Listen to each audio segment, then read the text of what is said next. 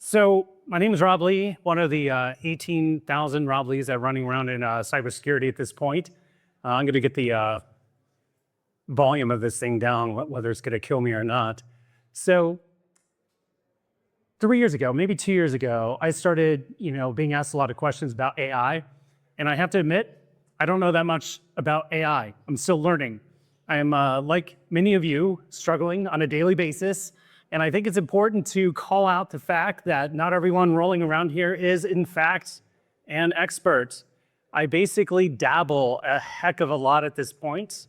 I am learning on a daily basis, and I find when you end up starting to really focus in on this stuff, the more you feel overwhelmed, the more you feel like you're sinking on a daily basis. So having developed the SIFT Workstation starting in 2008. So this is almost an 18-year project at this point of a massive amount of digital forensics sensory response tools that initially started as an education capability that most started using on their back end on being able to do digital forensics sensory response on a daily basis inside their own organizations. So the premise of this talk is, what if you take an extremely vetted, beat to shreds tool and combine it with a little bit of AI reasoning, and let's see what happens. This is entirely an experiment I decided to do based off of, and again, you'll laugh at this, Sans Marketing came to me and said, hey, Rob, we need you to do something digital forensics, which you're known for, and combine AI into it. And we have you scheduled for a talk in November 15th, and this date's gonna come key here in a second, November 15th on a Sunday to discuss your findings. I'm like, cool. So about 6 weeks prior to that, it occurred to me, because I'm playing around with Claude Code a lot, what if I installed Claude Code on the SIFT Workstation and see what it can do? So that was the premise of the talk. I did some experimentation and my mind was blown. So let's talk about this. Sadly, not really sadly, 2 days before my discussion in the talk I was giving, Anthropic released their report using Claude Code on offensive operations. And I was a little bit bummed about this because apparently the Chinese had the same idea I did, which is combining Claude Code with a bunch of operational tools and to let it go. And that's essentially what we are doing here with Claude Code. Now, what we ended up finding here is that when you accelerate offensive operations using automated AI reasoning, you're able to achieve a speed that goes from things that used to take days, if not weeks, to seconds and minutes. And again, if you've started playing around with this or started taking a look at the speed of what is documented by Anthropic on what they observe, it is mind-numbing. So in order for us to be able to figure this out on the defensive side, we need to say, hey, the idea is matching AI speed with AI speed. So moving to the next slide, when you end up taking a look at what we are supposed to need to accomplish, being able to do manual hands-on typing to do digital forensics incident response work to discover what is an AM cache. Let's do prefetch analysis. Let's do event log analysis. Let's combine that into a timeline using Plaza. Let's do memory analysis. All of these things combined take a lot of time. So kind of curious, poll for the audience. In order for you to analyze completely a single system during incident response, from start to initial touching of the system, whether it's a deployed agent, you're imaging it, a post-image, by the way, you have the C drive image, how long does it take you from start to finish to create a report? Final report, time frames, throw out numbers. What's that? 3 days. 3 days. 2 to 3 days. What's that? Maybe a week sometimes. Maybe a week sometimes. Anyone could do it faster. A day? I chose a day because otherwise the numbers just look unbelievable. What if I said you could do a full day of manual forensics to report in 14 minutes? Okay, we'll come back to this. All right. It breaks the business model. Everyone's going to be a little bit scared what I'm about to show you, but at the same time, you're going to like, wait, that's a game changer. And only someone who knows digital forensics incident response can comprehend the report. So I don't want to say this is into human existence when it comes to digital forensics. There's no way, if you look at the output, I put a bunch of resources in the Slack. If you look at the report, if you just say, figure that out, it is not, you need to have a formal understanding of what this looks like. So when you take Anthropic Code, the reasoning side, you add an MCP and you add it to the SIFT workstation, the peanut butter and the chocolate here, we're sitting on top of something that does natural language processing. Basically in your Claude prompt, you basically ask it a question, and that question could be, do memory analysis. So here's essentially what you would do. You would ask a question. You have the memory image there. I'd like you to analyze this memory image and find anything malicious. It automatically knows based off of the context that you provided. And I redid this yesterday just as a test, a little bit of training, giving it contextual analysis of the different tools that are on the SIFT workstation, telling it how it works, maybe even just using public guides. I even had it go look at the man pages, run the commands, pull out the flags, understand what the command like interface is, and then it built the Claude MD file and the skills.mb files that are sitting underneath each of the different tasks that you wanted to accomplish. So give you an idea of what this looks like, I like demos. Essentially, I have multiple images in here, and I basically say, oh, that's the wrong one. You ask it to basically find evil in the memory image. It goes through, and you can see here, pay close attention to the minutes it takes for the overall processing.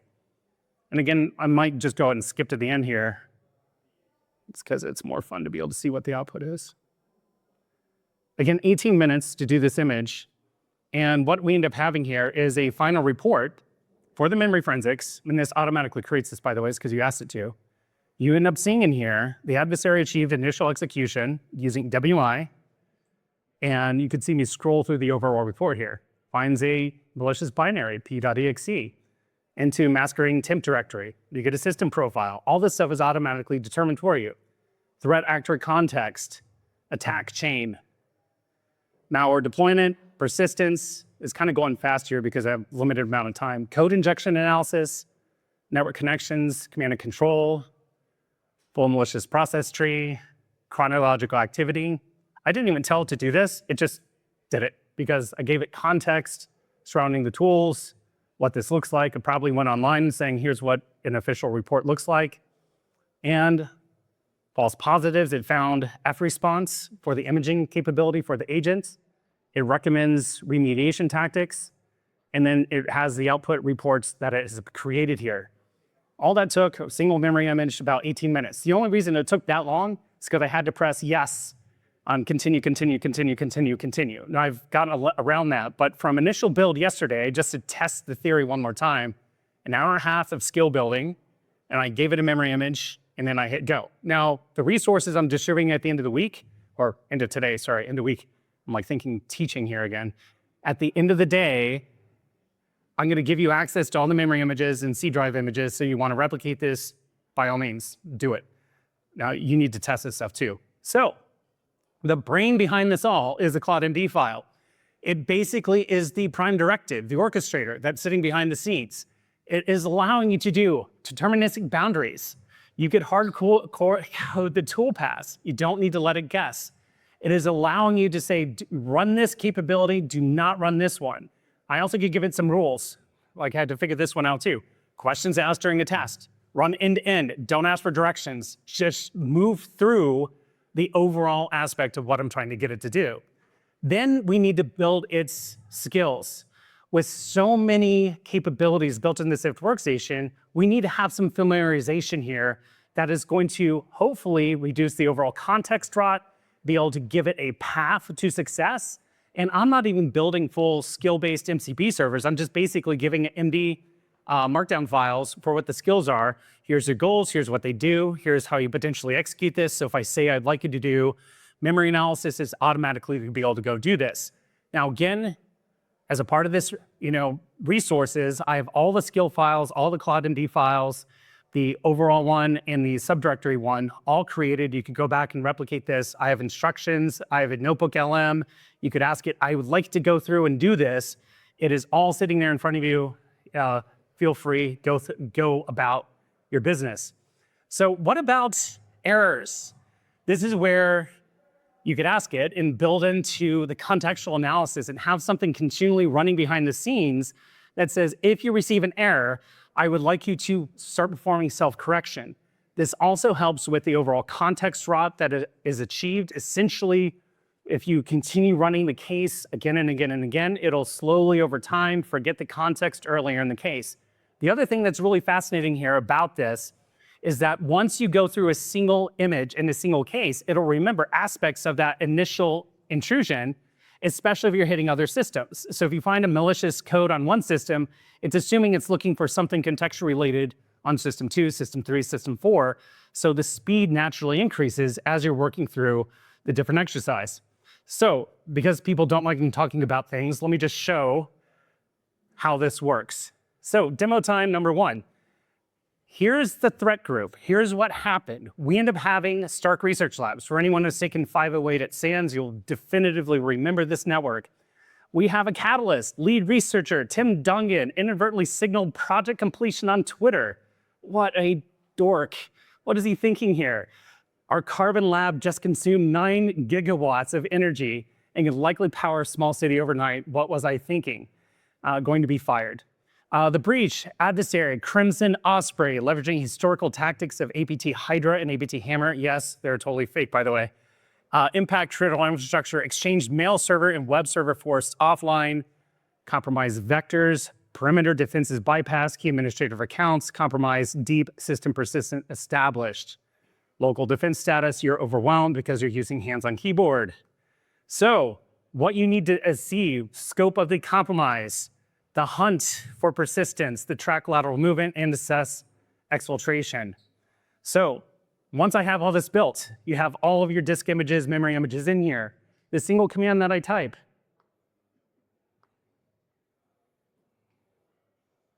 find evil, and I type this one out because it's fun to just watch. Look how slow humans are. Type, type, type, and this is the only command that I gave it for writing that comprehensive report. Write comprehensive report.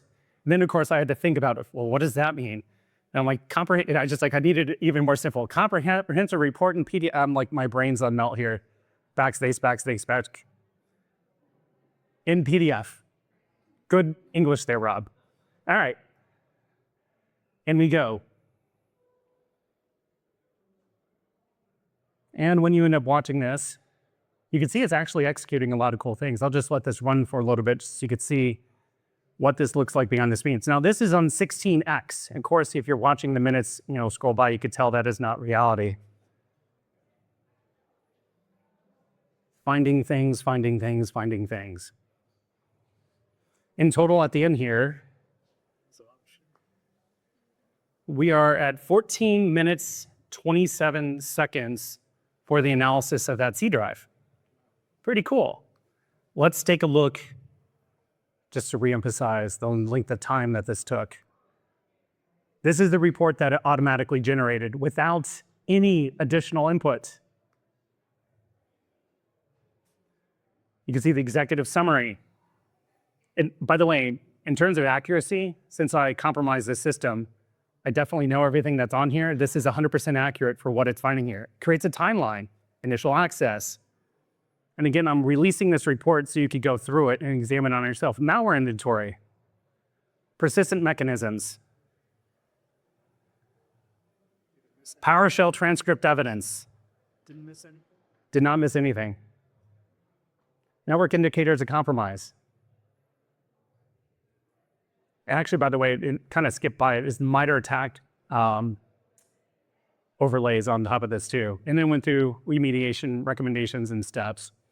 When you end up taking a look at this report offline, you're going to notice that this is earth-shattering, fun, what the heck, an hour-and-a-half configuration. There's got to be a catch. As far as I can tell right now, the catch is AI weaknesses, context rot, self-correction. It works out of the box just like everything else in AI, but the more you repeat it, repeat it, repeat it, repeat it, over time, it is going to slowly become more dumb, just because of the fact how that functionality works. The more you're running it against the same type of intrusion that you're taking a look at. So, and again, when we end up taking a look at this, I have some additional stuff at the end here I'm going to cover. We need to increase the speed of our incident response capabilities to match the speed of the offensive teams leveraging the same capabilities. This is amazing. Great proof of concept here. But one more thing I'm going to cover. One more thing. So in order for us, and I'm going to be talking about this at the RSA talk as well that I'm going to be giving in about 2 weeks, when we're starting to think about leveraging what we have as a community over what the adversaries and the threat groups and the criminal organizations don't have, is we have a lot of us, and they have a small development team. They usually work in secret. They usually don't like to share their toys with one another. On the opposite side, we have the open source community. All of the things I'm showing you here, the SIFT Workstation, all the tools, all the capabilities, is open source. Now, if you noticed, a small little project that started on a weekend in someone's basement in November. By the way, I kind of use this as a gestation, but ClaudeBot was created over a weekend at the end of November. It really became popular at the beginning of January, in which the news started to really accelerate on it and logarithmically accelerated from that point. Part of the reason is you have a lot of eyeballs hitting it, a lot of developers simultaneously hitting that one point in time, and it explodes into a significant, revolutionary AI capability. Despite your skill level, despite if you're an AI developer, if you're really good at forensics, if this is your first foray into AI, what if we bring the army of cyber defenders together and saying, let's start working on this as a whole? Now, the other thing I noticed over the past couple of years, and I've become fascinated with it, is that these concepts that the AI community is doing, called hackathons. Hackathons are designed to take an initial proof of concept and accelerate it into a worthy, true candidate capable of being deployed at enterprise environments that will reduce the overall capabilities or reduce the overall mistakes and increase the trust of these capabilities inside the organizations. So what the offensive teams don't have is 1,000 of us. And what if SANS, because we're giving this away for free anyways, we sponsor a hackathon trying to get the entire cybersecurity community working on this together. So the idea here is we have 2 tracks that we're going to have a bunch of cool prizes for. I'll give you a hint of one. For first prize, $10,000 for the team or individual that has the most significant development, and $7,500 for the second team. Those 2 tracks we're going to be looking at is, number 1 is the forensic MCP engineering. We have a bunch of tools. Claude doesn't know how the parameters, outputs, and failure modes natively. I'd like you to take my proof of concept and accelerate it to 10 to 100x.